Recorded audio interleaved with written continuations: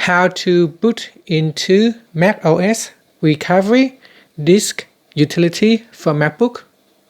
First, ensure the computer is shut down. Then on the MacBook, you want to press on the R key, the command key, and the power keys at the same time. So press on the three keys at the same time.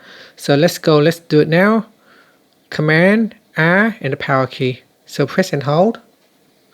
Now once the computer boots up, continue to hold until you see it said loading startup options. Then let's go off the buttons. Then here we click on options, then click on continued,